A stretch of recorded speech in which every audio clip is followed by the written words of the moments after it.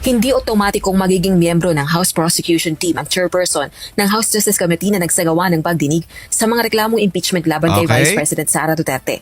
Ayon Ito- kay House Justice Panel Chairperson Ito kasi yung parang pagdating dyan sa, pag naakyat na yan sa Senate, magkakaroon ng prosecutor. Sila yon yung sa House yung para magiging prosecutor ng impeachment ni VP Sara. So, yun na yung hearing. Yun yung trial na tinatawag, hindi dyan sa Kamara. Okay? So, parang magbobotohan daw sila dyan, sabi nito, pero hindi daw ibig sabihin kung sino yung chairman ng tinatawag na dyan sa Justice Committee na ginagawa nila ngayon, hindi daw yun automatic na siya na kagad yung kasama doon sa prosecutor, di ba? Hindi daw yun ibig sabihin. Parang may botohan pa daw yan. So, pakinggan natin.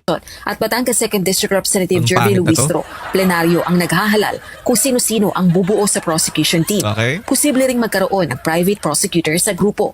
Ang maliwanag, they need to be elected by the plenary. No? Hindi naman kami nag-volunteer dyan. So we anticipate that with respect to this impeachment, we will be elected, or whoever prosecutors or House members will be joining the prosecution panel, they will be elected as well by the plenary. Subalit sa ngayon anya, abala pa ang House panel sa pagbuo ng committee report at resolusyon na magsasaad ng articles of impeachment laban sa Vice Presidente at target aprobahan sa May 4, araw ng Lunes. Ito ay matapos na makitang may probable cause para umusad ang prosecution. Alam nyo, automatic na yan. Alam na namin na may probable cause kahit nung una pa lang, hindi nyo pa inuumpisahan yan.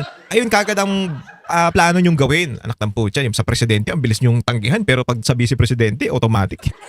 Yung mga utak nyo kasing mga bugok, mga demonyo kayo, ang plano nyo lang talaga dyan, hindi, maging totoo tayo, ang plano nyo lang talaga dyan, ma-impeach si VP Sara para yung mga manok nyo na tatakbo sa 2028, anak ng putya, walang kalaban. Hindi mahihirapang manalo.